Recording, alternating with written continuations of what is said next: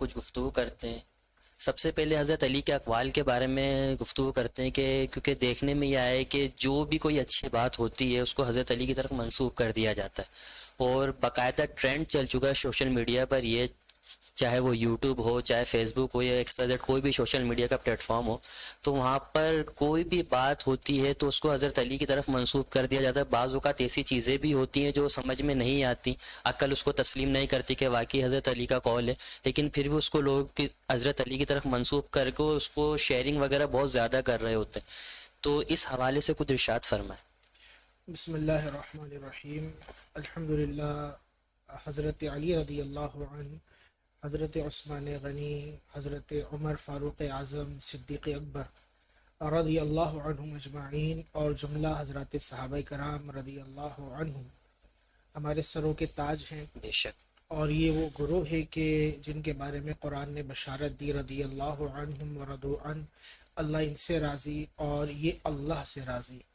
یہی وہ گروہ ہے جن کے بارے میں آقا علیہ السلام نے فرمایا اصحابی کالنجوم، کہ میرے اصحاب تاروں کی مانند ہیں، بِأَيِّهِمْ اقتدیتم اہتدیتم، تم ان میں سے جس کی بھی پیروی کر لو گے تم ہدایت کو پالو گے۔ اور آج 21 رمضان المبارک کی شب ہے، ممکنہ لیلۃ القدر ہے، طاق رات ہے، اور یوم شہادت حضرت علی رضی اللہ عنہ ہے۔ آپ چوتھے خلیفہ ہیں، اور آپ کے فضائل و مناقب بے شمار ہیں۔ آپ کی فضیلت، آپ کا مرتبہ، آپ کی رفعت، آپ کی دانش مندی، آپ کی شجاعت، آپ کی بہادری، یہ بے مثل و بے مثال بے ہے۔ شک۔ جہاں تک آپ نے موجودہ عہد میں یا موجودہ دور میں ایک ٹرینڈ ہمارے یہاں لوگوں میں پایا جاتا ہے کہ وہ پوسٹ تیار کرتے ہیں اور اس کے نیچے کوئی اچھی، اس پوسٹ میں کوئی اچھی بات ہوتی ہے اور نیچے لکھ دیتے ہیں حضرت حضرت علی۔ علی۔ کوئی اچھی بات ہے اور اس بات کے آخر میں پھر لکھ دیا قول مولا علی، مولا علی۔ یا اس طرح کی اور چیزیں۔ تو دیکھیے اتنے سارے اقوال، ہزاروں نہیں لاکھوں کی تعداد میں اس کو منسوب کیا جا رہا ہے حضرت علی حضرت رضی علی کی اللہ عنہ طرف۔ کی طرف۔ تو اس کو شیئر کرنے سے پہلے کیا ہماری یہ ذمہ داری نہیں بنتی کہ ہم تھوڑا غور و فکر کر لیں کہ واقعی کہ یہ بزرگوں کے قول ہیں بھی یا نہیں؟ عوام اس بات پہ نہیں توجہ کرتے ہوں کہ اچھی چیز ہے تو منسوب ہوگی تو وہ بھی ایسے بغیر تصدیق کے جو ہے اس کو آگے بڑھا دیتی ہے۔ ہاں یہ دیکھیں، اگر آپ کو کسی مستند ذریعے سے ملتی ہے اور آپ کو ان کی تحقیق پر اعتماد ہے، ان کے علم اور فہم پر اعتماد ہے، تو پھر تو ٹھیک ہے، اس چیز کو آگے بڑھا دیا جائے۔ لیکن ایک ان نون پرسن کی طرف سے کوئی چیز آ رہی ہے، جب بعض اوقات ایسے رقیق جملے ہوتے ہیں یا ایسی ہلکی بات ہوتی ہے، اس کا تصور بھی نہیں ہوتا کہ وہ کسی بزرگ کی طرف منسوب ہو سکتی ہے، بلکہ بس اس میں ہوتا یہ ہے کہ الفاظ میں سلاست ہے، یا الفاظ کا چناؤ اچھا ہے جس کو دیکھ کر انسان متاثر ہو جاتا ہے اور پھر اس کو آگے فارورڈ کر دیتا ہے۔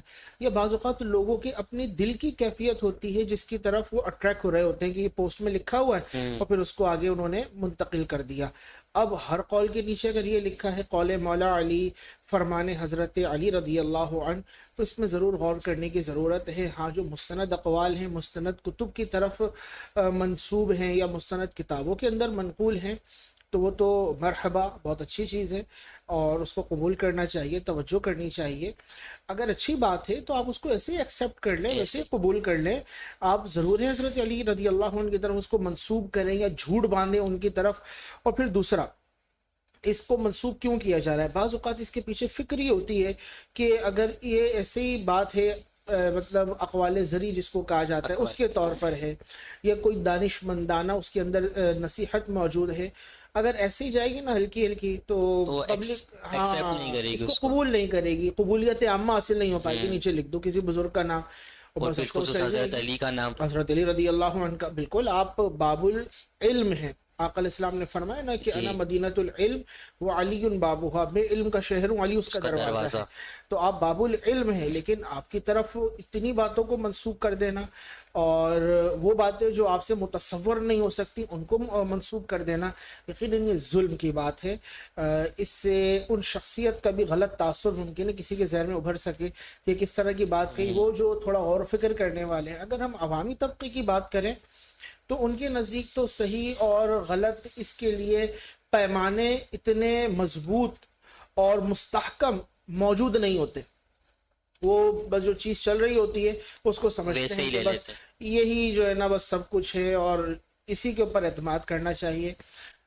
مستند جو اقوال ہیں یا احادیث کے اندر آپ کے فضائل ذکر ہوئے یا کتب سیرت کے اندر آپ کے اقوال منقول ہیں، آپ کے خطبات جو بالخصوص ہیں وہ واقعی وہ علم و دانش کا خزینہ ہے، بے شک. ان کو پڑھنا چاہیے. اسی طرح آپ کے نصائح پہ مشتمل جو خطبات اور مواعظ ہیں ان سے حکمت بری باتوں کو اخذ کرنا چاہیے. تو یقیناً ہی ہمارے لیے مشعل راہ ہے.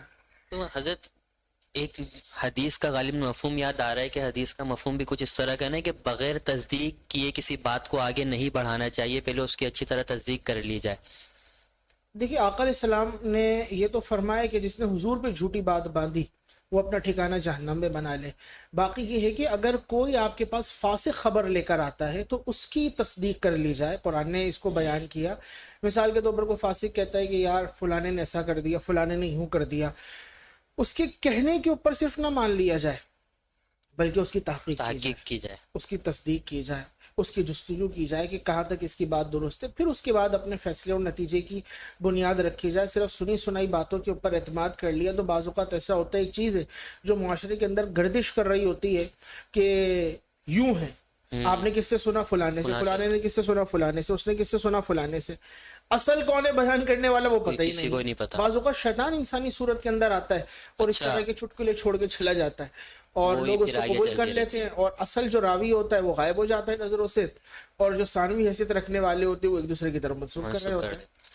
حضرت علی کے اس طرح کچھ مشہور اقوال بھی ہیں، اس پر تھوڑی سی گفتگو کرتے ہیں. جیسے ایک قول حضرت علی کا یہ بھی ہے کہ اپنے مسلمان بھائی کا خیال رکھو. تو یہ جو قول ہے حضرت علی کا، اس سے کیا تعلیم ملتی ہے؟ دیکھیے مسلمان بھائی کا خیال رکھو، یہ تو ہمیں اسلام نے تعلیم دی ہے. مسلمان جسد واحدہ کی مثل ہیں اور ایک عضو کو تکلیف ہو تو پورا وجود اس کے الم اور درد کو محسوس کرتا ہے. اب رہ گیا مسلمان اسی طرح اس کے ساتھ بھلائی کا معاملہ کرنا ہے، اس کے ساتھ نفع کا معاملہ کرنا ہے، اس کے ساتھ اچھائی کا معاملہ کرنا ہے اور اپنے مسلمان کو اپنی ذات سے خیر پہنچانی ہے. مسلمان کو اپنی طرف سے سکون اور آرام والے معاملات منتقل کرنا ہے، نہ کہ اس کے لیے ضرر کا سبب بن جائیں، اس کے لیے تکلیفوں کا سبب بن جائیں. تو بہرحال آپ کا فرمان کہ اس طرح کا جو معاملہ ہے یہ ہمارے لیے امن کا درس ہے. تو حضرت علی کا فرمان ہے کہ بھلائی مسلمان بھائی کے ساتھ بھلائی کرو تو پھر تمہیں بھی اس سے بھلا ہی ملے گی. یہ نہیں اگر تم کسی مسلمان کے ساتھ برائی اچھائی کرو اور تمہیں اس کے بدلے میں برائی دے. اگر تم کسی سے اچھائی کے طلبگار ہو کہ تمہارے ساتھ کوئی اچھائی کرے تو تمہیں بھی اس کے ساتھ پھر اچھا ہی رویہ اختیار کرنا پڑے گا. ہاں دیکھیے جانبین سے تعلیم ہے. ایک تو یہ ہے کہ آپ کسی کے ساتھ جب بھلائی کرتے ہیں تو وہ بھی بھلائی پر آمادہ ہوتا ہے، ورنہ جو خلق کا ایک مزاج بنا ہوا ہے نا وہ مزاج یہ ہے کہ آپ اگر کسی کے ساتھ بھلائی کرتے ہیں تو جواب میں بھلائی کی امید نہ رکھیں. اسے اردو میں کہتے ہیں نیکی کر دریا میں ڈال، بلکہ اب تو کہتے ہیں دریا کی تہ پر ڈال. تو دریا میں بھی ڈالا تو ممکن ہے تیرتی ہوئی کہیں اوپر نہیں، ایک صورت بالکل تہ میں ڈال کر بے فکر ہو جاؤ. آپ بھلائی کر کے بھلائی کی امید اگر رکھتے ہیں، ایک ہی امید رکھنا کہ جواب میں مجھے بھی بھلائی ملے گی، نہیں. خلق سے یہ آپ اعتقاد، خلق کے ساتھ یہ تعلق نہ رکھیں، بلکہ اگر بھلائی کر رہے ہیں تو اللہ رب العزت کے ساتھ تعلق جوڑیے کہ میرا رب مجھے اس کا اجر عطا فرمائے گا. جہاں تک مخلوق کا معاملہ ہے، یہ ہوتا یہ ہے کہ عموماً اس طرح جو خلق کے لیے نفع مند ہو جاتے ہیں انہیں تکلیفیں جھیلنا پڑتی ہیں. خلق پیار کا جواب پیار سے کب دیتی ہے؟ خلق بھلائی کا جواب بھلائی سے کب دیتی ہے؟ خلق پھول کا جواب پھول سے کب دیتی ہو تو گبلا مارتی وہ بھی خالی. تو خلق کا ایک اپنا مزاج ہے، وہ اپنے مزاج پہ چلتی ہے. لیکن حضرت علی کا فرمان کہ آپ مسلمان کے ساتھ اچھا سلوک کریں، یہ انسان کی اپنی ذات کے لیے انسان کی تعلیم ہے کہ بھائی وہ کیا کرے، بھلائی کرنا ہے، برا نہیں کرنا. اگرچہ تمہارے ساتھ برائی، تمہارے ساتھ برائی ہے، تم اچھائی کرو. روایت کے اندر بھی آیا نا کہ برائی کو بھلائی سے دور تو بھلائی سے دور کرو. ہاں، جب آپ برائی کو بھلائی سے دور کریں گے نا تو قلب کے اندر مودت پیدا ہو جائے گی، حب پیدا ہو جائے گی. تو اپنی ذات کے لیے تو یہی آپ نے سلیکٹ کرنا ہے، بھلائی، بھلائی، شفقت، نرمی، آسانی. اچھا فرمایا اس کا دوسرا پہلو کہ اس کے بدلے تمہیں بھلائی ملے گی. بھلائی کہاں ملے گی؟ कहाँ अब्दुल कदीर भाई मिलेगी, यकीनन ये जहन में आने कहाँ वाली बात है, मिलेगी। आप भी सोच रहे होंगे बैठकर कि भलाई कहाँ मिलेगी। अब्दुल कदीर भाई ने अगर किसी को घड़ी दे दी कि भाई ये घड़ी है, उसने आपसे, आपके फ्रेंड ने मांग ली कि यार घड़ी दे देना, शादी में जा रहा हूँ, आपने दे दी। अब आप अगर उससे घड़ी मांगोगे तो वो मुमकिन है वापसी नहीं देगा। मुमकिन है आपकी घड़ी ना दे, और मुमकिन है कि आपको कभी जरूरत पड़ जाए तो वो आपको मना ही कर दे। मना कर दे। ऐसा ही होता है ऐसा ना। भी हाँ होता है, इसी दोस्तों तरह में चलती रहती हैं हाँ, चीजें। दोस्तों में चलती रहती है। तो बाज दोस्त वो होते हैं कि जो भलाई की तरफ होते हैं, और बाज वो होते हैं कि वो भलाई से जवाब नहीं दे पाते। इसी तरह वो लोग जिनके पास किताबें होती हैं, हम्म। अब कोई उनके पास आया इस तरह का किताबें पढ़ने का शौकीन, एक होते पढ़ने का शौकीन, एक है जमा करने का शौक, और एक है लेने का शौकीन, और एक वो है कि जो लेकर ना देने का ना शौकीन है। देने का शौक। आपकी किताब रखी हुई है आपकी लाइब्रेरी के अंदर, आपके टेबल कॉर्नर के ऊपर, उसने आकर यार किताब तो बड़ी जबरदस्त है, टाइटल तो बड़ा जबरदस्त है, पढ़ लूँ भाई? नहीं यार अभी मेरी स्टडी चल रही है, मताला चल रहा है, मैं पढ़ लूँ? फिर आप ले लीजिएगा। यार ये नॉवल तो बड़ा जबरदस्त लग रहा है, फलाने का है, हाँ फलाने का, यार मैं ले जाऊँ? नहीं अभी यार मैं मुकम्मल कर लूँ फिर ले जाना।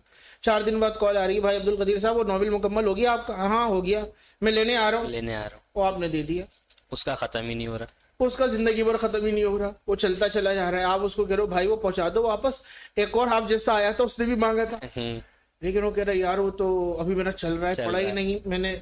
जब पढ़ लेता है फिर वो रख के भूल जाता है, और रख के भूल गया तो बस यार वो भूल गया। तो आपने तो उसके साथ क्या किया? भलाई। भलाई का रवैया किया। अच्छा, अब आपको कभी ऐसा इत्तेफाक हो कि उसके पास कोई किताब हो और आपको यार किताब का मौजूद तो बहुत अच्छा है, क्या मैं इसको पढ़ सकता हूँ? अबे यार भाई मेरी नहीं है, मैंने ली हुई है किसी से। ये बड़े भाई की है ये, यार ये अब्बू की किताब है। तो वो नाराज हो नाराज जाते हो हैं, जाएंगे। हाँ किताब को हाथ में नहीं लगाई हो भाई, खराब वराब हो गई, ये तो बस मैंने किसी तरीके से ले ली है। अब उसने जवाब क्या दिया? किताब के बदला किताब से नहीं दिया, बल्कि किताब का बदला उसने बेकिताबी के साथ बेकिताबी। दिया। इस तरह दुनिया के अंदर बहुत सारी चीजों के अंदर ये ट्रेंड होता है। तो आप अगर ये सोचें कि मैं अब इसके बदले में इसके साथ यही करूंगा, कि मैंने जब उससे कहा ना कि आप मुझे किताब मैं पढ़ सकता हूँ, मना कर दिया, अब इंसान सोचे यार मैं भी यही कर लेता हूँ। नहीं, हाँ उसे उसकी गलती की जो है मतलब उसकी गलती के लिए इस्लाह की कोशिश ज़रूर की जाए। अगर इस्लाह मुमकिन है तो ज़रूर की जाए, और अगर नामुमकिन है तो उसके हाल पे छोड़ दिया जाए। लेकिन यह है कि उसके बदले में भलाई बुराई ना की जाए, वरना उसमें और हमें क्या फ़र्क रह क्या जाएगा? फर्क रह जाएगा? भलाई के बदले भलाई की उम्मीद रखना है। बात यह कहाँ पर? कहाँ पर? दुनिया में या आखिरत में? अगर सारी भलाइयों का बदला दुनिया में मिल जाए तो फिर हजरत आखिरत में क्या होगा? आखिरत में तो वो तमन्ना ही करता रहेगा फिर कि काश ना मिलता कोई बदला मुझे इसका दुनिया में। कुफार के लिए ये है, इन्होंने जो अच्छे काम किए ना दुनिया में, इनकी सारी चीजों का बदला इन्हें मिल अच्छा, जाएगा। जब भी वो मुसलमान बाज होगा तो कुफार को देखकर बहुत यानी कि एहसास कर रहे होते हैं कि यार ये तो काफिर है, अल्लाह को नहीं मानता, लेकिन फिर भी इसके पास सब कुछ है, इतना खुश है सारी चीजें, और हम करते हुए भी इबादत भी कर रहे हैं, सब कुछ कर रहे हैं, लेकिन फिर भी कमजोर हैं थोड़े। तो हजरत दुनिया तो मोमिन के लिए कैद खाना है, कैद खाना है और मोमिन के काफिर के लिए लिए जन्नत, हाँ। जब तो भी वो आसाइशों में। तो कैद खाने के अंदर कोई आसानी में रहता है? कैद खाने में तो कोई आसानी में नहीं रहता। कैद खाने के अंदर तो इंसान को सोने की प्लेट में और तश्त में रखकर भी खाना दिया जाए, मुर्ग मुसल्लम, तो वो उसके लिए कोई वक़्त नहीं वक़्त नहीं रखे, रखता। क्योंकि कैद ये खुद एक बला है, लाखों बला में फंसने को जान बदन में आई क्यों। हजरत अली के मशहूर अकवालों में से एक कुल बदगुमानी के हवाले से भी, और हमारे माशरे में ये कुछ ज़्यादा ही आम है बदगुमानी। हर एक फर्द दूसरे फर्द के लिए बदगुमान ही है, उससे हुस्ने ज़न किसी चीज़ में वो रखता ही नहीं है।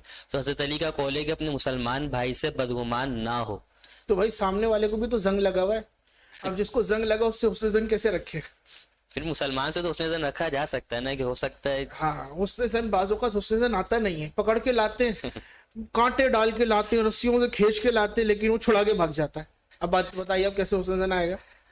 फिर भी चंद बार एक दो बार से अगर उसने जन रखा जाए तो मुमकिन है उसकी तबीयत तब्दील हो जाए कि नहीं यार मैं ये मेरे बारे में हमेशा हुस्ने जन ही रखता है, मैं इसके हुस्ने जन के मुखालिफ काम करता हूँ, तो मुझे भी थोड़ा सोचना चाहिए, तवज्जो करनी चाहिए। हो सकता है बार बार उसकी तरफ हुस्ने जन का मामला किया जाए तो उसके अंदर इस्लाह को कोई पहलू बन जाए उसके लिए। यानी ये आप सोच रहे हैं कि अगर एक शख्स है मिसाल के तौर पर, और उसकी आदत है वो 1 व्हील पे जो है ना बाइक चलाता है, तो फिर तो गलत कर रहा है ना ये तो। नहीं आप कह रहे हैं ना हुस्न जन रखे, 1 व्हील पे बाइक चला रहा है ना, वो व्हीलिंग कर रहा है, अब वो जब आए और बाइक की हालत भी ऐसी हो, आप कह रहे नहीं हुस्न जन नहीं रखना, इसने 2 व्हील पे चलाई है।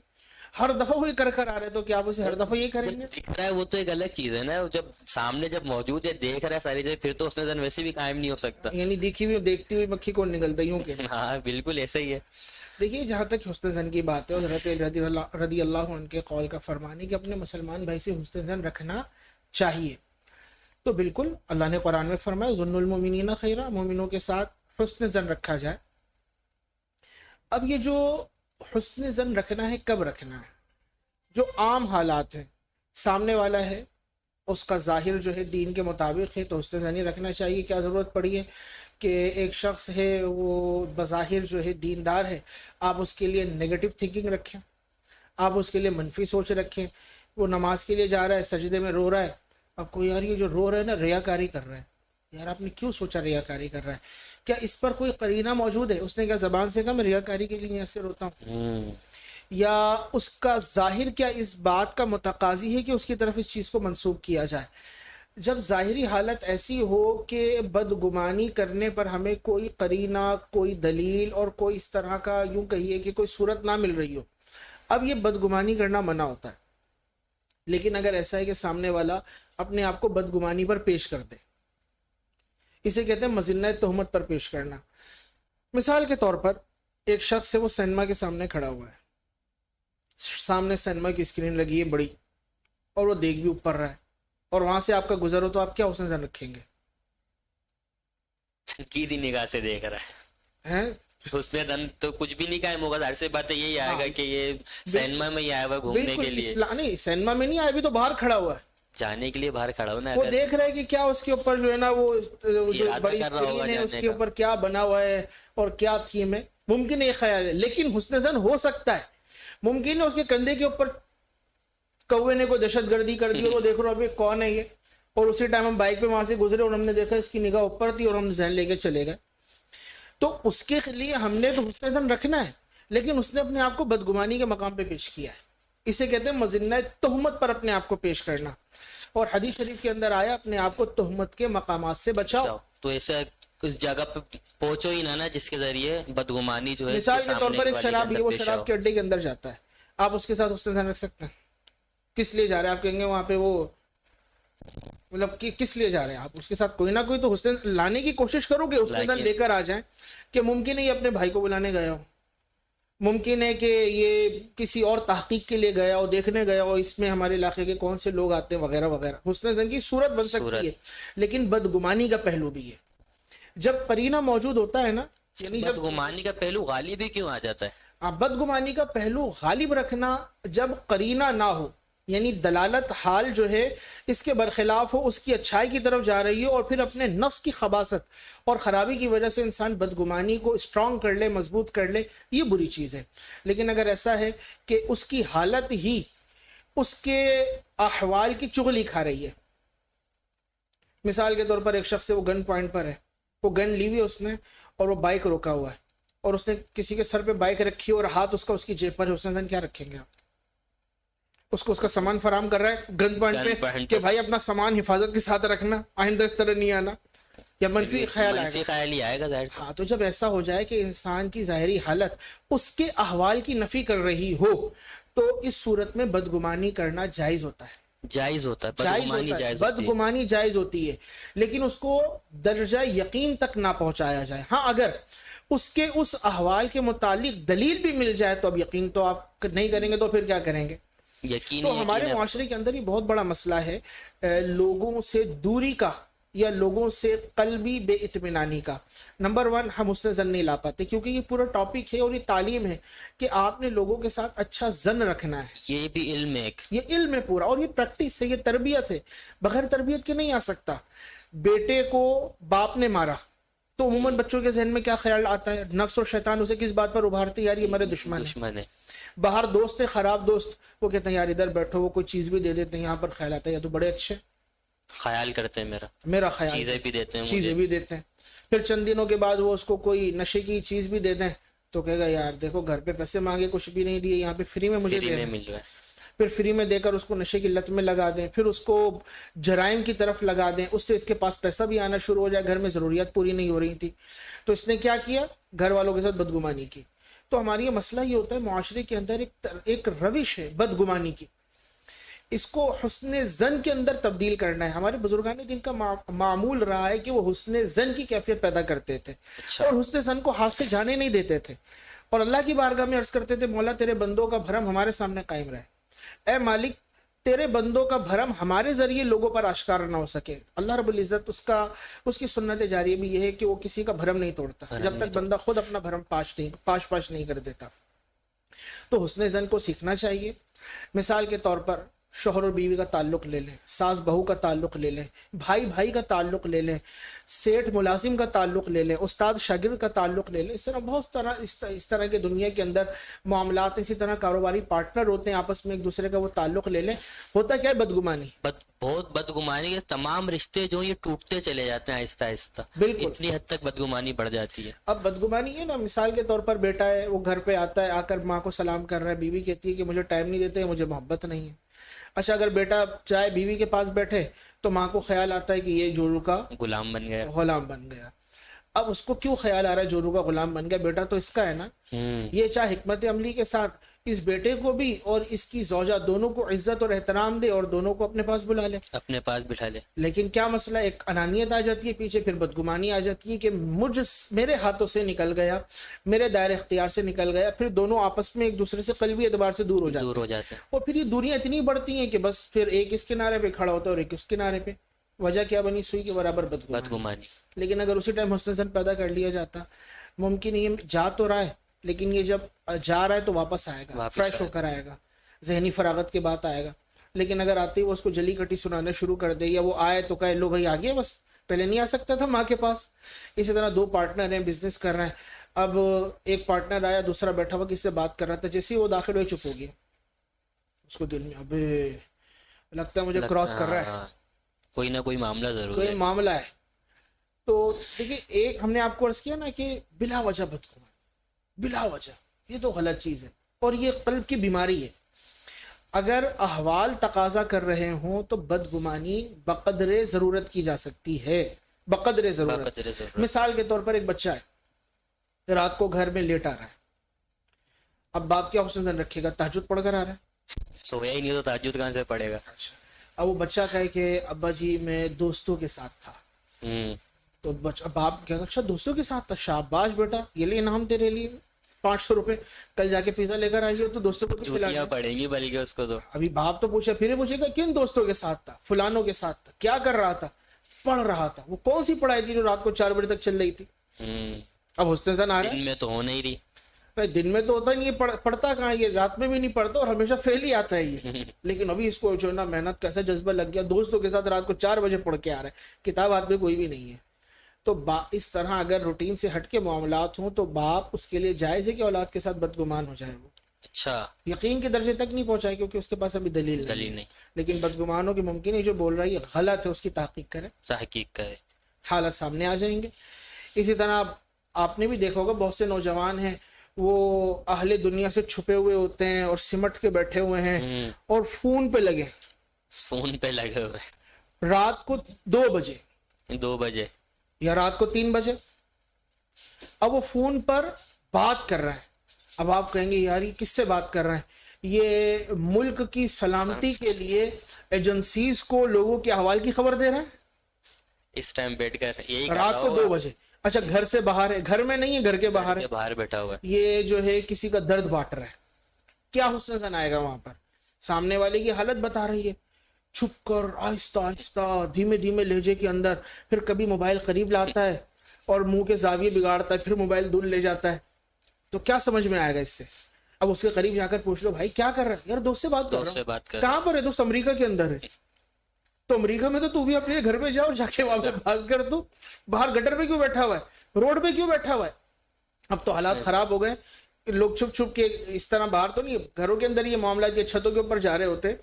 لیکن اگر کوئی آ جائے خاموش ہو جائیں گے، اگر کوئی پوچھے تو وہ ٹال دیں گے، بہانہ بنا دیں گے. ممکن ہے بعض اوقات کو یہ بھی کہہ دے کہ نکاح ہو گیا میرا تو منقوہ سے بات کر رہا ہوں. اچھا تیرا نہ رشتہ گیا نہ کچھ معاملہ ہوا، تیرا نکاح ہو گیا بھائی، گھر والوں کو بھی نہیں پتا، اور رات کو 2 بجے بات کر رہے تو دن میں کہاں ہوتا ہے؟ تو ابھی ٹائم ملا ہے. تو یہ ظاہری حال بتا رہا ہے کہ دال میں کچھ کالا ہے. لیکن دھواں وہیں سے اٹھتا ہے جہاں پہ آگ لگی ہوتی ہے. تو بالکل اگر حالات نارمل ہیں تو ہمیں بدگمانی کی اجازت نہیں ہے. نہیں. حضرت علی رضی اللہ عنہ نے فرمایا اس کو کہ بدگمانی نہ کی جائے. اور یہاں تک آئے روایت کے اندر کہ برا گمان خبیث باطن سے ہوتا ہے. یعنی کہ برا گمان کرنے والے خود ہی برا ہے جو برا گمان ہاں کر رہا بعض ہے. لوگ ہوتے ہیں وہ اچھی چیز کو بھی دیکھیں گے نا تو ان کو برائی سمجھ میں آئے گی. ہوں. مثال کے طور پر بہت سارے لوگ ہوتے ہیں, مولانا صاحب کو دیکھا انہوں نے کلف لگے ہوئے کپڑے پہنے ہوئے نا ذرا اچھے, یار بڑا مال آ رہا ہے مولوی کے پاس. کپڑے پہنے ہوئے مولوی صاحب نے اچھے پہنے ہوئے تو اس میں یہ بدگمان ہونے کی امام صاحب سے کیا ضرورت ہے بڑا بدگمان مال آ ہونے رہا ہے کی؟ نا, یار بڑے نوٹ چھاپ رہے ہیں, یار ذرا پتا تو کرو کیا چل رہا ہے. بدگمان بلا وجہ بلا وجہ بدگمان ہو رہا ہے بدگمان. کہ خود یہ کرپشن کرتا ہے نا, خود یہ گلے سے پیسے چوری کرتا ہے, خود یہ سیٹ کو چونا لگا رہا ہوتا ہے. سب نہیں, میں عرض کر رہا ہوں جن کا مزاج ہوتا ہے, اب وہ یہاں پہ سوچ رہے ہوتے ہیں یار بس مسجد کی روٹیاں ہیں نا, کرنا کیا ہے, بس نماز ہی تو پڑھانی ہے. کھانا ادھر سے آ رہا ہے ادھر سے آ رہا ہے, ان کی کیلکولیشن شروع ہو جاتی ہے اور اپنی اس کو کیلکولیشن یاد نہیں ہوتی ہے. پیٹ اس کا دیکھ کی طرح ہو گیا ہے, گردن اس کی اتنی موٹی ہو گئی ہے, کالر جو اس کا تھا ہر دفعہ وہ سلائی والا ٹیلر کہتا ہے بھائی گردن کو چھوٹا کر, کالر بڑا ہوتا چلا جا رہا ہے تیرا, اس کو وہاں خیال نہیں ہے, وہاں پہ خیال آ رہا ہے. اس طرح بہت ساری چیزیں ہوتی ہیں کہ لوگ بدگمان, تو وہ خبیث جو گمان پیدا ہو رہا ہے نا تو وہ خبیث باطن کی وجہ سے ہو رہا ہے, کیونکہ اس کے اندر کہیں اپنے اندر ایرر ہوتا ہے, وہ دوسروں کے حوالے سے بھی اس طرح پھر سوچنے میں مجبور. ہاں ظاہری قرینہ ہے, ظاہری دلالت ہے, ظاہری احوال اس بات کا تقاضا کر رہے ہیں, تو جتنے احوال ہیں اس کی بقدر جو ہے گمان خراب پیدا کیا جا سکتا ہے, لیکن اس کو یقین تک نہ پہنچایا. ہاں دلائل مل جائیں تو پھر بالکل یقین تک بھی پہنچایا جا سکتا ہے. سب اسی طرح حضرت علی کا ایک قول اور بھی ہے کہ جب تمہارے سامنے دو کوئی ایسے کام ہو کہ جس کو تمہیں کرنا ہو تو اس میں اس کام کو اختیار نہ کرو کہ جس میں تمہارا نفس اس کی پیروی کرے, تو بلکہ اس کام کو اختیار کرو جس میں نفس تمہارے کو کہے کہ نہیں یہ کام نہ کرو. ہاں بالکل, حضرت علی کا یہ فرمان واقعی ایسا ہے کہ سونے کے پانی سے لکھا جائے پھر بھی اس کا حق ادا نہیں ہو سکتا. روایت کے اندر عموماً لوگ وہی کام کر رہے ہوتے ہیں جس میں نفس ان کو کہتا ہے کہ نہیں, جس میں نفس کو اس کو مزہ آتا ہے اس کا کام کرنے میں. ہاں بعض اوقات انسان نیکی بھی کرتا ہے نفس کے حکم پہ. ہاں نفس یہی جو معاملہ ہے, روایت کے اندر آیا کہ کل میزان عمل پر وہ عمل اتنا زیادہ وزنی ہوگا جو نفس پر جتنا زیادہ مشکل تھا اس کا وہ ثواب وزن زیادہ ہوگا. اچھا وہ عمل جو نفس پر آسان تھا یا وہ جو نفس کی خواہش پر تھا یا نفس جس کے اندر راضی تھا, تو پھر اس کے اندر وہ برکت نہیں ہے, پھر اس کے اندر وہ وزن نہیں ہے. مثال کے طور پر ایک شخص ہے, وہ چاہتا ہے میں کوئی نیکی کا کام کروں, اب اس کے سامنے دو نیکی ہیں, یا تو وہ درود پاک پڑھ لے یا وہ وضو کر کے 2 رکعت نفل پڑھ لے. آپ بتائیے نفس کیا کہے گا؟ درود پاک پڑھ لو آرام سے بیٹھے بیٹھے اتنی پڑھنا, اس کو فضیلت ہے اس کی. ایک مرتبہ میں 10 رحمتیں نازل ہوں گی, 10 گناہ معاف ہوں گے, 10 درجات بلند ہوں گے, اور مشقت بھی نہیں ہے کچھ. یہی تو مسئلہ ہے سارا. فضیلت یاد دلائے گا وہ درود پاک کی, کیونکہ یہاں آسانی ہے, سہولت ہے. اب اس سے کہا جائے یہ درود تو نماز کے باہر پڑھ لوں, اگر یہی درود نماز میں پڑھ لوں تو پھر کیا معاملہ ہوگا. لیکن اس میں کیا ہے, نفس کے لیے مشقت, اٹھنا, وضو کرنا نفس کی موت ہے. پھر وضو سنت کے مطابق کرنا, کامل وضو کرنا, پھر نماز کے لیے کھڑے ہونا, اور اس طرح کھڑے ہونا کہ بندہ متوجہ اللہ ہو, کامل خشوع کے ساتھ حاضر ہو, اور صرف 2 رکعتیں پڑھنا ہے. 1000 بار درود پاک پڑھ لیں, اور اس طرح کی 2 رکعت کی جو نفل نماز ہے اس میں نفس اگر راضی تھا اور یہاں پہ نفس مخالفت کر رہا ہے, اس 2 نفل کا ثواب زیادہ ہوگا, اس کا نفل کا ثواب زیادہ ہے, اس کا اجر زیادہ ہوگا. نفس پر مشقت ہونے کی وجہ سے, بالکل صرف نفس مشقت کی وجہ سے, ورنہ درود پاک کی فضیلت تو نور علی نور, لیکن چونکہ نفس اس کے موافق ہو گیا تو اب ہمیں اس کے اگینسٹ جانے کے لیے اس طرف لے کر آنا ہے. بہت ساری چیزیں ہوتی ہیں جنہیں ہم بطور عبادت اختیار کرتے ہیں, لیکن وہ ہماری پھر عادت بن جاتی ہے, پھر وہاں پہ ہمیں خیال بھی نہیں رہتا, نفس کے اوپر آسان ہو جاتی ہے. یہی وجہ ہے بزرگان دین کو آپ دیکھیے کہ وہ عبادات کے اندر فرائض, واجبات, سنن موقدہ, غیر موقدہ, پھر اس کے بعد نوافل کی طرف آتے تھے, پھر نوافل کی کثرت کی طرف آتے تھے, نفل کاموں کی کثرت کی طرف آتے تھے, کیونکہ یہ نفس کے اوپر دشوار ترین عمل ہے, دشوار ترین مرحلہ ہے. نفس تو چاہتے ہیں آسان کام ہو, آسان باتیں ہوں. مثال کے طور پر نفس کو اگر کہا جائے نعت خوانی کے اندر بیٹھنے, قرآن کی تلاوت کرنا ہے, تو نفس کہے گا یار نعت خوانی کے اندر بیٹھتے ہیں, عشق بڑھے گا, ذوق بڑھے گا, آنکھوں سے آنسو بہیں گے, مدینے کی یاد آئے گی, اور بہت ساری وہ چیزیں نکال لے گا. لیکن اس کو کہا جائے چل آدھا پارا پڑھتے, تو نفس اندر سے چھلانگے لگائے گا, نا منظور, قرآن پاک کی تلاوت بہت مشکل ہے, ابھی کہاں سے ہو پائے گی, اور ابھی یہ کون سا وقت ہے. کیا ہے وہ نفس کے لیے دشوار ہے. کسی کے لیے ممکن ہے قرآن پڑھنا آسان ہو، نعت خوانی میں بیٹھنا دشوار ہو جائے. دشوار ہو جائے. تو اس طرح ہر آدمی اپنا محاسبہ کرتا رہے، اپنا جائزہ لیتا رہے. صرف اتنا کہنے پہ ہم نہیں چھوڑ دیے جائیں گے کہ ہم مسلمان تھے.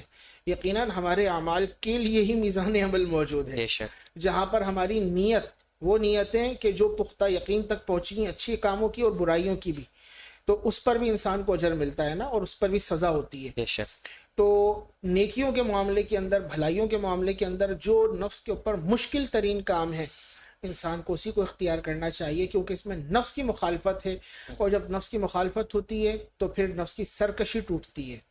اور بندہ عبادت بھی نفس کی خواہش پہ کرے گا تو اس سے نفس چوڑا ہوتا ہے. نفس چوڑا ہوتا ہے. یہی وجہ ہے کہ پھر وہ تسبیح کہے گا ذرا ابھی تو درود پاک پڑھ، اب ذرا بڑی تسبیح پہ پڑھ، پھر قیمتی تسبیح پہ پڑھ، پھر ذرا تسبیح کو پھیلا کر پڑھ، پھر ذرا ہونٹوں کو تیز سے ہلا کے پڑھ. وہ نفس تو بڑا مکار، عیار اور چال باز ہے.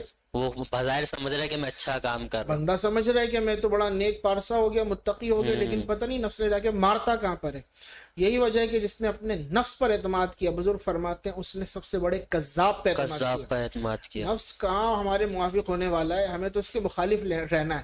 یہ تو وہ ہے کہ جس کو آگ کے اندر جلایا گیا ہے لیکن پھر بھی اس کی سرکشی نہیں گئی ہے. سرکش آگ میں جلنے کے بعد بھی نہیں گئی. تو اس کو مفتی اس کو پھر نفس کو کس طرح سدھارا جائے، اس کو قابو کس طرح کیا جائے؟ نفس کے سدھارنے کی جو صورت ہے نا، اللہ نے قرآن کے اندر بیان کیا، کتب علیکم الصیام، تم پہ روزے فرض کیے گئے. روزے فرض کیے گئے. نہ یہ آگ سے سنبھلنے والا ہے، نہ اس کو کچلا جائے پتھروں کے نیچے، یہ اس سے سنورنے والا ہے. اگر کوئی چیز اس کی طاقت کو توڑتی ہے تو وہ بھوک ہے. بھوک، اس کی خواہش بھوک سے ٹوٹتی ہے، کہ جب یہ بھوکا رہتا ہے نا، یہی وجہ ہے بزرگوں کے یہاں معمول رہا ہے کم سونا، کم کھانا، کم بولنا. بولنا بھی نفس کی خواہش ہے، شہوت ہے. زیادہ کھانا یہ بھی نفس کی خواہش ہے، زیادہ سونا یہ بھی نفس کی خواہش ہے. بزرگوں کی آپ کو اس کا اپوزٹ ملے گا، اپوزٹ ملے. بھوک سے نفس کم کو کھانا کمزور کھانا، کرنا. نیند سے کم سونا، اسی طرح اچھا بولنا یا پھر خاموشی نہیں کی طرف خاموش آنا. رہنا. تو یہ پریکٹس والی چیزیں ہیں، یہ ایسے ہی نہیں آ جاتی ہیں. نفس ہمارے جو ہے نا آج ہاتھیوں سے بھی زیادہ گرانڈیل سانڈ بن چکے ہیں، لیکن پھر بھی ہم متقی، پرہیزگار اور پارسا اور سب سے اونچی ٹوپی والے بنے ہوئے ہیں. لیکن حال ہمارا یہ ہے کہ جو ہو رہا ہے نفس کی اتباع اور اطاعت کے اندر ہو رہا ہے. مثال کے طور پر کھانے کے لیے بندہ بیٹھتا ہے، اپنا تھوڑا سا محاسبہ کر لے، رکے رہے بابا میرے جیسا تو کوئی ولی کامل ہی نہیں ہے. صرف اتنا محاسبہ کر لے، اگر اس کو چائے دی جا رہی ہے، آپ کو چائے دی گئی، آپ کا موڈ تھا چائے گرم گرم ہو، دھوئیں اڑاتی ہوئی اور مزہ آ جائے، بڑی اسٹرانگ سی چائے ہو، چائے آئے ٹھنڈی، شربت. اب نفس کی خواہش کیا تھی؟ گرم پینے کی، اور آ کیا گئی؟ ٹھنڈی. ٹھنڈی. اب کیا کرنا ہے نفس کو چل اسی پہ راضی ہو جا. اب جب اس کو کہیں گے نا اس پہ راضی ہو جا، یہ کہے گا جو لے کر آئے اس کے منہ پہ پھینک دے. یہ کیا لے کر آئے؟ آپ دیکھیں نا ہمارے یہاں جو بہت ساری لڑائی جھگڑے فتنے فسادات، اس کی وجہ یہی ہوتی ہے. نفس کی خواہش کے مخالف سامنے والا کام کرتا ہے اور پھر اس کے اوپر سامنے والے کی طرف سے جو ہے رد عمل آتا ہے، کیونکہ عمل اس کے موافق نہیں ہو سکا تو پھر وہ رد عمل ظاہر کر رہا ہوتا ہے. اور وہ اتنا بھیانک ترین رد عمل ہوتا ہے کہ وہ دلوں کے اندر کینہ بغض پیدا کر دیتا ہے، نفرتیں پیدا کر دیتا ہے، اور سامنے والا رعونت میں مبتلا ہو جاتا ہے. خرابیاں ہیں، یہ باطنی خرابیاں ہیں. سجدہ کرنے سے باطن کی خرابیاں نہیں جاتی جب تک سجدہ کامل نہ ہو، کیونکہ ہم سجدے کے اندر بھی ہوتے ہیں تو بعض اوقات پیشانی رگڑ رہے ہوتے ہیں، نفس سے ذرا زور سے رگڑ، ذرا زور سے جھٹکا مار، ذرا تھوڑا اور دبا کے سجدہ کر، اور پھر اس کے بعد دیکھتے آئینے میں جا کے کچھ نشان پڑا. اچھا پڑ گیا نشان، اب منہ دھو رہا تو اتنا حصہ چھوڑ کر، ایسا نہ اس کو کچھ نقصان پہنچ جائے. ایسا بھی کرتے ہیں لوگ، ایسا بھی کرتے ہیں حضرت لوگ. اور صابن لگائے نا تو وہ تڑنے لگا، وہاں سے پانی مار کے صابن ہی ہٹا دیا، بابا اس کو اندر دھونا نہیں ہے، اس کو بڑا کرنا ہے. بعض سرما لگا کے نشان بڑا کر رہے ہوتے ہیں. بھائی سجدے کی وجہ سے میل آ جاتا ہے نا پیشانی کے اوپر، کثرت سجود کی وجہ سے. تو اس کو کہتے ہیں کہ یہ تو نمازی کی علامت ہے، یہ تو تحفہ ہے نمازی کے لیے. ماشاءاللہ تحفہ ہے، لیکن اگر دکھانے کے لیے تو پھر یہ وبال ہے. اچھا کہ سرمے لگا کے اس کو ڈارک کیا جا رہا ہے لوگوں کے درمیان جاتے وقت، یہ تو وبال ہے کہ نمازیں پھر تو لوگوں کو دکھانے کے لیے پڑھی، اللہ کے لیے پڑھی کب؟ سجدے کے اندر بھی جس کا خیال یہ ہو کہ رب کو نہیں خلق کو راضی کرنا ہے، تو پھر ایسی نماز کس کام کی؟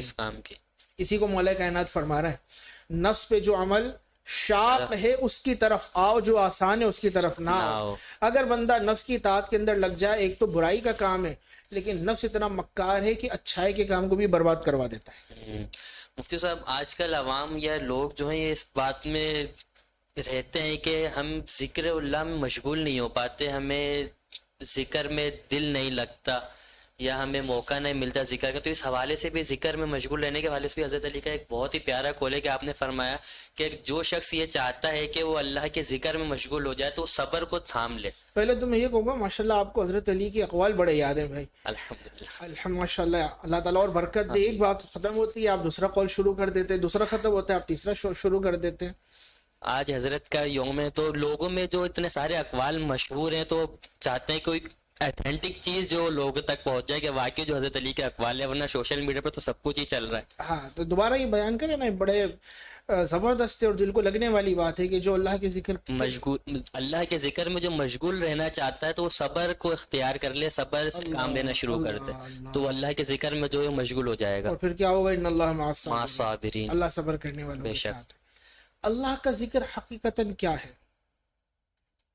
اللہ کا ذکر یہ نہیں ہے کہ تسبیح پکڑ کے بیٹھ گئے ہیں، مالا پکڑ کے بیٹھ گئے ہیں اور نام جپنا شروع کر دیں اور دل کے اندر دنیا آباد ہو. یہ اللہ کا ذکر نہیں ہے.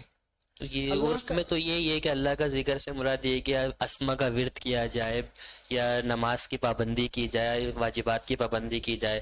تو اس طرح یہ اللہ کے ذکر دیکھیے تو اس سے خالصتاً لوگوں میں جو ذکر کا تصور ہے نا وہ ہے زبان سے کوئی ذکر پڑھتے رہنا. ہوں، یہ جو زبان سے صرف ذکر کرتے رہنا ہے اور ذکر پہ توجہ نہ ہو، دل روشن نہ ہو، تو بزرگ کہتے ہیں یہ ایسا ہی ہے جیسے طوطے کا رٹا. طوطے کا رٹا. ہاں طوطا ہوتا ہے نا، ہاں ٹینٹے کرتا رہتا ہے، مٹھو چوری کھائے گا، مٹھو یہ کرے گا، تو بس وہ بول رہا ہوتا ہے لیکن کیا وہ خود سمجھتا ہے اپنے کلام کی معرفت رکھتا ہے؟ وہ نہیں. نہیں. اسی طرح وہ جو صرف رٹا لگا رہا ہے یہ بھی چلو اچھا ہے، تسبیح پڑھ رہا ہے اور اگر اللہ کی رضا کے لیے پڑھ رہا ہے بہت اچھا ہے، لیکن اس پہ توجہ کرنی ہے. بزرگ فرماتے ہیں ذکر یہ زبان سے قلب میں اترے اور پھر قلب سے روح میں اتر جائے، ہوں، یہ ذکر. یہ ذکر. اب جو اللہ کے ذکر کی حلاوتیں چاہتا ہے، اللہ کے ذکر سے اپنے باطن کو معطر کرنا چاہتا ہے، وہ صبر کرے نا. صبر. اب یہ جو صبر ہے کیسے ہوگا؟ اور جس نے صبر کر لیا اس نے اللہ کے ذکر کو پا لیا. جس نے صبر کیا اللہ کے ذکر کو پا لیا. ذکر کر کے کیا وہ صبر تک آ سکتا ہے؟ مشکل ہے. صبر کر کے ذکر تک ضرور آ سکتا ہے. صبر کا مطلب یہ ہوتا ہے کہ انسان کی مرضی کے خلاف کوئی کام ہوا اور اس کے اوپر وہ اپنے باطن میں اٹھنے والے جذبات کو روکے یہ صبر ہے. اللہ کے لیے. یہ صبر ہے. آپ گاڑی میں جا رہے ہیں، کسی نے آپ کے پیر پہ پیر رکھ دیا، اب نفس کیا کہے گا؟ یا تو دھکا دے، بدلا شور لے. مچا، ابے کیا کر رہا ہے بھائی، ہٹا پیر، ڈانٹیں، اسے گھوریں، غضب بھری نگاہوں سے دیکھیں. اس پہ قادری بھی ہے بندہ، لیکن اللہ کی رضا کے لیے معاف کر دیتا ہے. بھولے سے رکھ دیا ہوگا، کون جان بوجھ کے پیر دباتا ہے؟ غلطی سے ہو گیا ہوگا، غلطی سے ہو گیا معاف ہوگا. کر دیا. اللہ یہ ہے صبر. اب یہ جو جب بندہ یہ اس کو معاف کر رہا ہے تو اس وقت کس کے لیے معاف کر رہا ہے؟ اللہ کے لیے. اللہ کے لیے. تو یہ صبر ہی اللہ کا ذکر ہے. اللہ اس کی طرح صبر کے ذریعے ذکر میں مشغول ہوا جا ہر سکتا وقت بندہ اگر صبر کرتا رہے تو اللہ کے ذکر میں، اور خلق کے درمیان جو رہتے ہیں انہیں صبر کرنے کا بڑا موقع ملتا ہے. یا دو ہی صورتیں، جو خلق میں رہتا ہے نا لوگوں کے ہجوم کے اندر، یا تو وہ خود صبر کرے گا یا پھر خلق اس کی ہے. وجہ سے صبر کرے گی. دو صورتیں ہوں، کہ یہ الٹے سیدھے معاملات کرے گا، اب خلق بول ہی نہیں سکتی بیچاری، تو پھر وہ صبر کرتی رہے وہ گی صبر اور یہ کرتے چھوڑا ہو کے بیٹھا رہے گا. یا پھر یہ صبر کر رہا ہوگا اور خلق اپنے معاملات لے کر آئے گی اور اپنے مسائل کا حل لے کے جائے گی. تو بہرحال جو بھی صبر کر رہا ہے وہ خدا کی یاد میں اور خدا کے ذکر کی طرف متوجہ ہے، اس کی بارگاہ کی طرف متوجہ ہے، اور یہ چیز باطن میں نور پیدا کرنے والی. نور پیدا کر. صبر صبر اور اللہ کی یاد، اس طرح کی یاد. اس طرح کی صرف ایسا ذکر کہ زبان سے ہو رہا ہے لیکن دل میں اس کے کوئی اثرات موجود نہیں ہیں، اس سے ثواب تو مل جائے گا لیکن نورانیت نہیں مل پائے. نورانیت نہیں مل اور مولا یہی فرما رہے ہیں کہ اللہ کے ذکر تک اگر آپ پہنچنا چاہتے ہیں یا اس کی حلاوتوں کو، اس کی برکتوں کو چاہتے ہیں تو پھر صبر کی طرف آئیے کہ صبر ہی در حقیقت خدا کا ذکر ہے. بے شک. مفتی صاحب یہ تو حضرت علی کے جو اقوال تھے ان میں سے چند اقوال میں ہم نے گفتگو کی، تو حضرت علی کے القابات بھی بہت زیادہ مشہور ہیں، جس میں سے ایک ابو تراب جو ہے یہ لقب بھی بہت مشہور ہے. تو اس لقب کی کیا وجہ بنی؟ ابو تراب اس کا مطلب ہوتا ہے مٹی والے. تراب مٹی کو کہتے ہاں تراب عربی کے اندر مٹی کو کہتے ہیں، اور ابو کا مطلب والے، ہیں والے. مٹی والے. اس سلسلے میں سیاہ ستہ کی روایت ہے اور دیگر کتب میں بھی اس کو تفصیلا نقل کیا گیا. ہوا یہ کہ آقا علیہ الصلوۃ والسلام سیدہ کائنات حضرت فاطمہ الزہرا رضی اللہ عنہا کے گھر تشریف لائے. حضور صلی اللہ علیہ وسلم آپ اپنی پیاری صاحبزادی کے گھر تشریف لائے تو وہاں پہ حضرت علی موجود نہیں تھے. دوپہر کا وقت تھا، دن کا ٹائم تھا. حضور نے پوچھا علی کہاں ہے؟ تو آپ نے لا علمی کا اظہار کیا کہ وہ باہر گئے ہوئے ہیں. یہ جو وقت تھا حضرت علی کے گھر میں ہونے کا تھا اچھا کہ اس گھر وقت میں موجود نہیں اس تھے. وقت نہیں تھے. تو حضور نے پوچھا کہاں گئے؟ تو انہوں نے عرض کی کہ میرے اور ان کے درمیان کسی بات میں کچھ معاملہ ہو گیا. اس کو بزرگوں نے لکھا شکر رنجی ہو گئی. شکر رنجی ہو گئی. ہاں شکر رنجی یعنی اور زیادہ مٹھاس گل مٹھاس گل گئی گئی. اور اس کا اظہار ہو گیا. آقا علیہ السلام نے حضرت فاطمہ رضی بزرگوں کی اللہ کی یعنی کہ ان کی سیرت ان کے کتنے خوبصورت انداز میں اس واقعے کو شکر رنجی کا لفظ دے کر کتنا، ورنہ عوام تو اس کو پتہ نہیں کیا کیا کہہ کر بیان کرے. ہاں یہی وجہ ہے نا کہ اللہ نے علم والوں تک پہنچنے کا حکم دیا ہے، علم حاصل کرنے کا حکم دیا. بغیر علم کے آدمی کیا ہے؟ جانور اور انسان میں فرق علمی تو ہے نا علمی ہے، بنیادی. جی. عقل کا ہی فرق ہے نا. وہ جانور ہے، یہ انسان ہے. بہرحال تو آقا علیہ السلام تشریف لائے. ایک روایت میں آپ نے کسی کو بھیجا جا کے دیکھی علی کہاں ہے. ایک میں ہی آپ خود تشریف لائے تو مسجد نبوی شریف میں حضرت علی آرام کر رہے تھے. مسجد نبوی مسجد نبوی میں قیلولہ کر رہے تھے. دوپہر کے کھانے کے بعد جو تھوڑا آرام کیا جاتا ہے، یہ سنت بھی ہے، تو قیلولہ کر رہے تھے. اور آپ بے خبر تھے. بے خبر ان مانو کر کہ گہری نیند میں. اور ایسی نیند میں تھے بس یوں کہیے کہ سر کی آنکھیں بند تھیں اور دل کی آنکھیں کھلی ہوئی تھیں، اور منتظر تھے کہ میرے اور فاطمہ کے درمیان تو شکر رنجی ہو گئی ہے، اب کب ان کے بابا جان اور میرے آقا مولا صلی اللہ علیہ وسلم شفقت فرماتے ہیں اور ہمارے درمیان محبتوں کو اور بڑھاتے ہیں اور ہم سے اظہار محبت کرتے ہیں. سبحان اللہ. اب دل کی آنکھیں حضرت علی کی، آپ لیٹے ہوئے ہیں، آقا علیہ السلام آگے بڑھتے ہیں، حضرت علی لیٹے ہوئے ہیں، حتیٰ کہ ان کے کندھے سے چادر اتر گئی. حضرت علی کے چادر تھی نا، وہ چادر کندھے سے ڈھلک گئی. رسول اللہ نے وہ چادر لی اور ان کے کندھے پر ڈالی، واپسی کندھے پر ڈالی. اور آپ کے جسم کو مٹی لگ گئی تھی حضرت علی کے جسم، کیونکہ مسجد نبی شریف تھی، کچی مٹی کی بنی ہوئی تھی، اس کو مٹی لگ گئی. تو آقا علیہ السلام ان کے بدن سے مٹی جھاڑ رہے تھے. حضور مٹی جھاڑ رہے ہیں حضرت علی کے بدن کے، اور آپ فرما رہے ہیں قم یا ابا تراب، قم یا ابا تراب، اے ابو تراب، اے مٹی والے کھڑے ہو جاؤ، اے مٹی والے کھڑے ہو جاؤ. وہاں سے علاقہ حضرت علی اس پر شکر ادا کیا کرتے تھے. اور اگر کوئی انہیں اس لقب سے پکارے تو حضرت علی جو ہے نا شادہ اور فرحہ ہو جایا کرتے تھے کہ یہ وہ لقب ہے جسے جو میرے آقا نے مجھے عطا کیا ہے. تو کیوں نہ خوش ہو جب حضور خود لقب عطا کریں تو واقعی خوشی کا تو باعث. اس پر لکھا بھی ہے نا کہ انہوں نے لقب خاک شہنشاہ سے پایا. اور یہ کون ہے لقب خاک پانے والے؟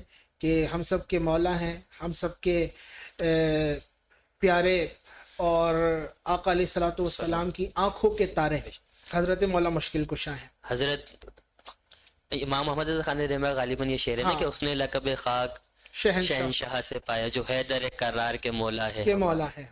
اسی طرح اسد اللہ لقب بھی آپ کا بہت زیادہ مشہور ہے حضرت علی کا.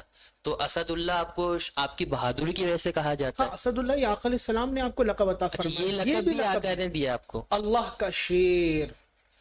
اب اس میں مختلف روایتیں ہیں. ایک روایت ہے غزوہ خندق کے متعلق، اور بھی دیگر غزوات کے بارے میں کلام ہے. بہرحال ایک عرب کا پہلوان تھا، قریش کا کافروں میں سے، اور وہ پہلوان ایسا تھا، عبد ود اس کا نام تھا، عبد ود، جو تنہا 1000 افراد کا مقابلہ کرتا تھا.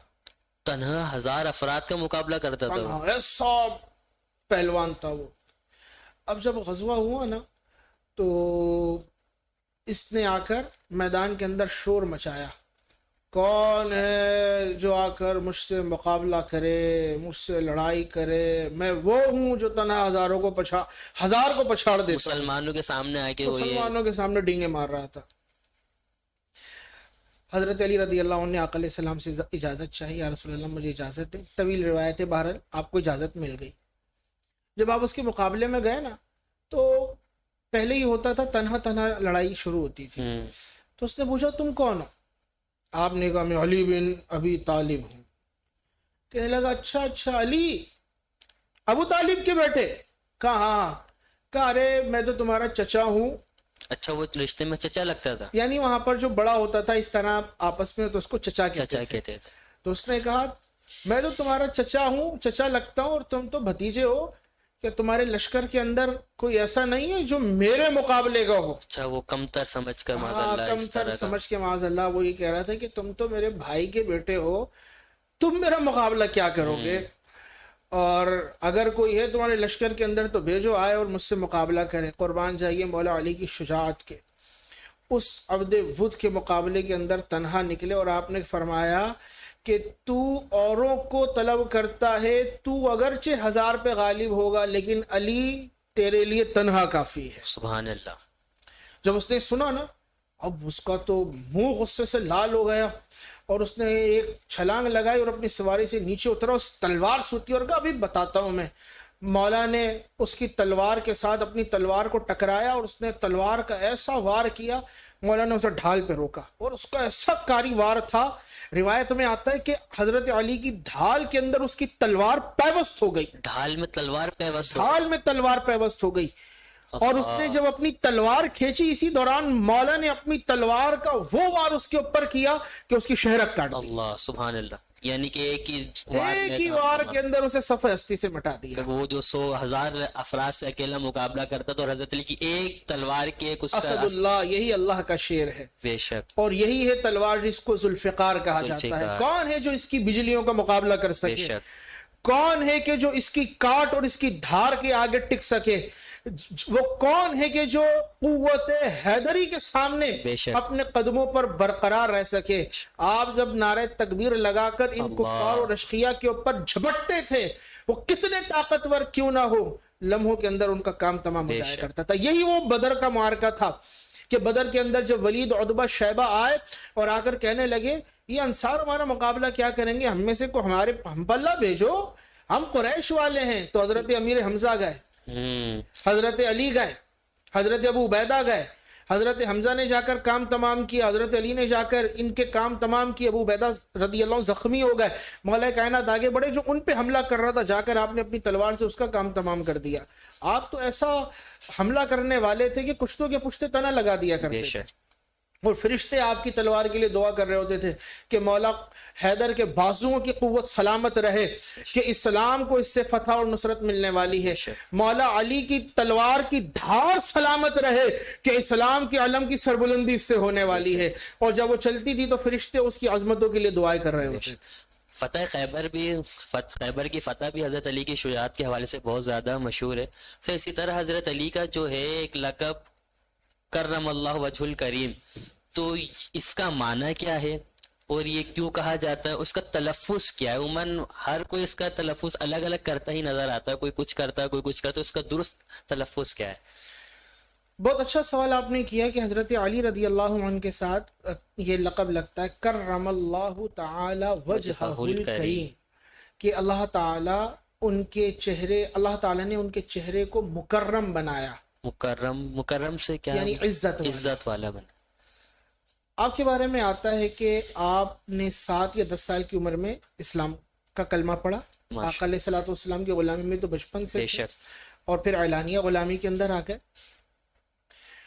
آپ وہ ہیں کہ آپ نے کبھی بت کے آگے سجدہ نہیں کیا، کبھی بت کے آگے سجدہ۔ ہاں، اور بھی دیگر اصحاب ہیں، لیکن حضرت علی رضی اللہ عنہ چونکہ آپ بچوں میں سب سے پہلے ایمان لانے والے، کبھی آپ بت کے آگے نہیں جھکے، بلکہ ایک روایت میں آتا ہے کہ جب یہ اپنی والدہ کے بطن میں تھے، ابھی دنیا میں تشریف نہیں لائے تھے، والدہ کے بطن میں تھے، تو ان کی والدہ چاہتی کہ وہ کسی بت کے آگے اس طرح جائیں، تو حضرت علی انہیں جھکنے نہیں دیتے تھے، اچھا، ان کی پیٹھ سے اپنا سر اور ان کے شکم سے اپنے پیر لگا دیتے تھے تاکہ جھک نہ سکیں، یہ جھک نہ سکیں۔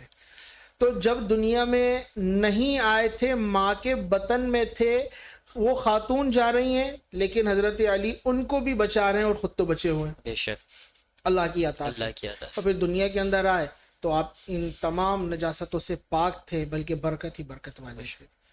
مفتی صاحب، حضرت علی کے حوالے سے ایک دعا بھی منسوب کی جاتی ہے جسے نعت علی کہا جاتا ہے، تو اس کا اگر کچھ آخر میں تذکرہ آپ کر دیں، کیونکہ پروگرام کا ٹائم بھی تقریباً ختم ہونے والا ہے، تو ہم اس دعا کے اوپر ہی اپنے پروگرام کو جو ہے اختتام کی طرف لے یہ کر بڑی کامل اور بڑی جامع دعا ہے۔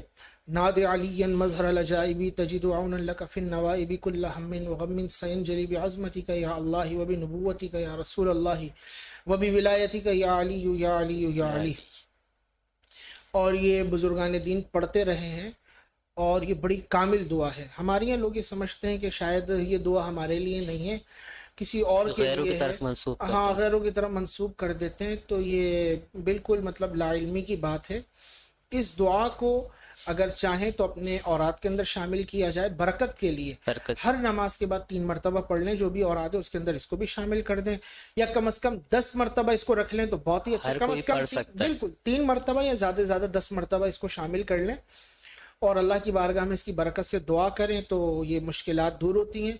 باقی اس کو کثیر تعداد میں کوئی پڑھنا چاہتا ہے تو پھر بے اجازت نہ پڑھے، اجازت کیونکہ کے ساتھ ہی پڑھا ہاں یہ جائے۔ جلالی دعا ہے اور اجازت کے ساتھ پڑھی جاتی ہے، اور اس کی مختلف زکاتیں ہیں اور مختلف اوقات کے اندر اس کو پڑھا جاتا ہے۔ یہ مولا کائنات کی طرف منسوب ہے، اور گویا کہ آپ کی روحانیت سے مدد لینا ہے۔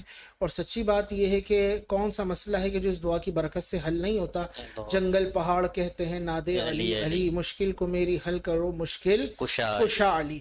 اس کی برکت تو وہی جانتا ہے کہ جو پڑھنے والا ہو۔ اچھا اس کا کمال یہ ہے، اس کو کافر بھی پڑھتا ہے نا تو وہ بھی ناکام نہیں رہتا، کافر بھی ناکام نہیں ہوتا، کافر بھی ناکام نہیں رہتا، اپنا پڑھے وہ بھی پاتا ہے، غیر پڑھے وہ بھی وہ بھی پاتا پاتا ہے۔ ہے۔ یہ ایسی کامل دعا ہے، لیکن ہمارے یہاں لوگوں کی توجہ اس طرف نہیں ہوتی ہے۔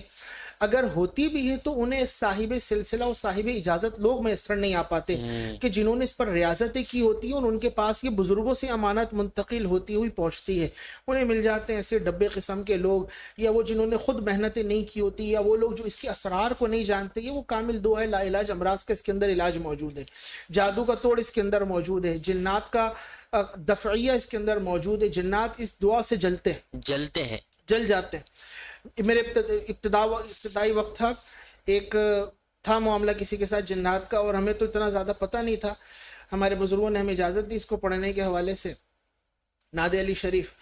تو کسی کے اوپر وہ جن آتا تھا نا، جن آ جاتا جن تھا۔ آتا تھا، ہمیں پتہ ہی نہیں ابھی جن کا خاندان واندان کیا ہے، آگے پیچھے کا اس کا کچھ پتہ ہی نہیں، ہمیں شوق، چلو بھائی جن ہے، باتیں ہوں گی اس کے ساتھ جا کر۔ اب وہ جب جا کے بیٹھے تو جن اڑی کرے، ہم نے ناد علی شریف پڑھنا شروع کر دی۔ اب وہ جب پڑھنا شروع کی، پڑھ کر آ گئے، اور وہ جن جو تھا وہ تر گیا، اس کا کام تمام ہو اچھا گیا۔ آپ کو اس وقت معلوم نہیں تھا کہ نہیں، کیا میں ہوا؟ نے اس کے نا وہ ابتدائی وقت تھا، اور نہ اتنی توجہ، نہ ایکسپیرینس، نہ اس کے حوالے سے اتنے مشاہدات، بس آ گئے پڑھ کر کہ بھائی جو بھی معاملہ ہے یہ ختم ہو جائے۔ اب وہ کر تو دیا، شام میں پھر ان گھر والوں نے طلب کیا، جاننے والے تو انہوں نے کہا بھائی آ جاؤ۔ اب تو حال یہ ہے کہ 5 بندے اس کو پکڑ کے بیٹھے ہوئے، بلکہ اس کے اوپر بیٹھے ہوئے، اور وہ اٹھا کے پھینکے، 5 قابو میں بندوں نہ کو آئے۔ قابو ہم نے کہا میں۔ یا اللہ خیر یہ کون آ گیا، ہم پھر پہنچ گئے۔ اب جب پہنچے تو اب عقدہ کھلا کہ رے وہ جو تھا وہ ہمارا سردار تھا، سردار، تم نے ہمارا سردار مار دیا۔ اچھا اب وہ ہم نے سردار مر گیا؟ سردار مر گیا۔ اب میں خود پریشان، میں نے کہا اچھا یہ سردار مر گیا، مجھے تو خود نہیں پتا۔ بہرحال وہ پورا قبیلہ آ گیا تھا اور پورا لشکر آ گیا تھا ان کا کہ اب ہم نے چھوڑنا نہیں ہے، نہ تجھے چھوڑنا ہے نہ اس کو چھوڑنا ہے۔ ہم نے کہا خیر، جب وہ چلا گیا تو پھر تم کیا حیثیت رکھتے ہو؟ اللہ کے نام کی برکت سے اور بزرگان دین کو اللہ رب العزت نے جو عزت اور وجاہت عطا فرمائی ہے، بہرحال پھر وہ معاملہ ٹھکانے لگے۔ کبھی موقع ملا تو انشاءاللہ وہ ہم عرض کریں گے۔ اس کے اندر بہت سارے جو اس لشکر سے تھے مسلمان بھی، الحمدللہ اجنہ پہلی مرتبہ سلسلہ تھا، اور وہ آتے گئے، پھر بہت ساری تعداد تھی، وہ مسلمان بھی بہت سارے تھے، وہ اسی کی برکت سے ٹھکانے بھی لگے، کیونکہ انجانے کے اندر تو ہم نے سردار کا کام تمام ہی کر دیا تھا۔ ہم نے کیا کر دیا تھا، وہ اس دعا کی برکت تھی۔ تو بہرحال اس کو ایسا نہیں سن کر لوگ اناڑی جو ہے وہ پڑھنا شروع کر دیں اور اپنے لیے آزمائش کریٹ کر لیں اجازت کے ساتھ، اور بالخصوص صاحب سلسلہ، صاحب ریاضت جو ہیں ان کی اجازت کے ساتھ اس کو پڑھا جائے تو واقعی اس کی بڑی برکت ہے۔ بالخصوص علماء کے لیے ہم عرض کریں گے، آج کل علماء مختلف پریشانیوں میں گھرے ہوتے ہیں، مسائل میں گھرے ہوتے ہیں، مالی تنگی ہے، اور وہ ڈر کی زندگی گزار رہے ہوتے ہیں کمیٹی والوں سے، دنیا داروں سے، اور اس طرح کے معاملات کر کے۔ بھائی آپ دیندار ہو، آپ کو اللہ سے ڈرنا چاہیے، بس جس کے دل میں خدا کا خوف ہوتا ہے پھر وہ کسی اور سے ڈرتا نہیں ہے۔ اور پھر یہ دعائیں ہوتی ہیں کہ جو آپ کو اللہ کی بارگاہ کے قریب کرتی ہیں، اور دنیا کا خوف اور دنیا کی محبت آپ کے دل سے نکالتی ہیں۔ شرط یہ ہے پڑھ کے تو دیکھیں، اس کی طرف آ کر تو دیکھیں۔ لیکن بعض اوقات وہ جس نے کتاب اٹھائی ہوتی ہے وہ کہتا ہے بھائی یہ کتاب ہی جو ہے نا میرے لیے، یہ دعا میرے لیے کچھ بھی نہیں ہے۔ وہ سمجھتا ہے یہ دعا جو ہے نا یہ باباؤں کے لیے۔ بھائی یہ باباؤں کے لیے نہیں، یہ آپ ہی کے لیے۔ جنہوں نے کتابیں لکھی، میں بڑے وثوق کے ساتھ کہتا ہوں، وہ بھی یہ دعائیں پڑھنے والے تھے، کتابیں لکھنے والے دعائیں پڑھنے والے تھے۔ صاحب فتح القدیر صاحب رحمۃ اللہ علیہ، جن کی عبارت علماء کے لیے بعض اوقات سمجھنا پڑھنا مشکل ہو جاتی ہے، خدا نے جو انہیں علم کے اندر ید دولا عطا فرمایا تھا، ان کی ریاضتوں کو دیکھیے، ان کی ریاضتوں کی برکت تھی کہ ان کے علم کے اندر ایسا وثوق موجود ہے کہ ان کے بارے میں امام اہل سنت اعلی حضرت علیہ رحمہ آپ فرماتے ہیں اپنی کتاب کے اندر، فقیہ النفس، حضرت کو فقی النفس. ہاں امام قاضی خان صاحب کو بھی فرماتے ہیں اور صاحب فتح القدیر کو بھی فرماتے ہیں. جگہ جگہ آپ صاحب فتح القدیر کا ریفرنس کوٹ کرتے ہیں, صاحب فتح القدیر کا حوالہ کوٹ کرتے ہیں. پیچھے ریاضتیں تھی نا, برکتیں تھیں, بار شریعت پڑھتے ہیں. مولانا امجد علی صاحب اعظمی رحمۃ اللہ علیہ, ان کا معمول تھا عصر سے لے کر مغرب تک وہ ورد و وظائف کے اندر مشغول رہتے تھے, مصروف رہتے تھے. اور اس کے علاوہ وہ رات کے اندر کیا وظائف اور کیا ورد میں ان کا معمول تھا وہ تو اگلا معاملہ ہے, لیکن یہ چیزیں تو تھی نا, لیکن ہم اس کو نہیں سمجھ پاتے.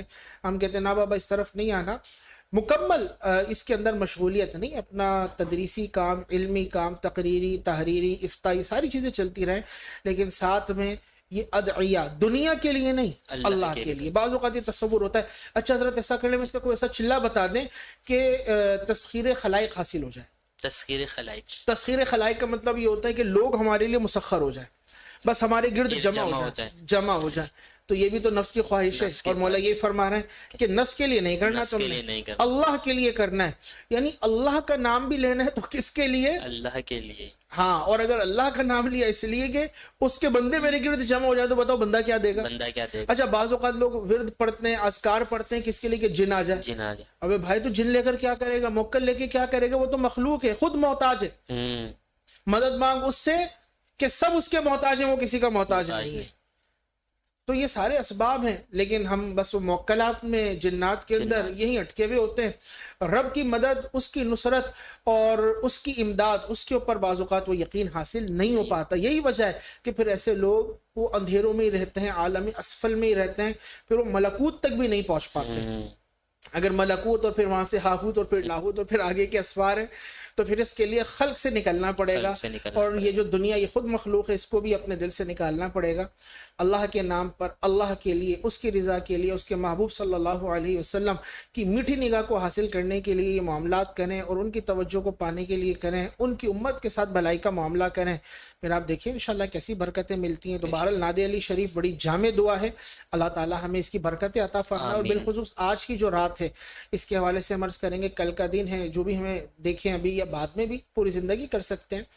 حضرت علی رضی اللہ عنہ اور اہل بیت جملہ, ان سے تعلق کو جوڑنے کے لیے, مضبوط کرنے کے لیے ذہن نصیب ہو سکے تو صدقہ جاریہ کریں, صدقہ جاریہ, صدقہ جاریہ کریں.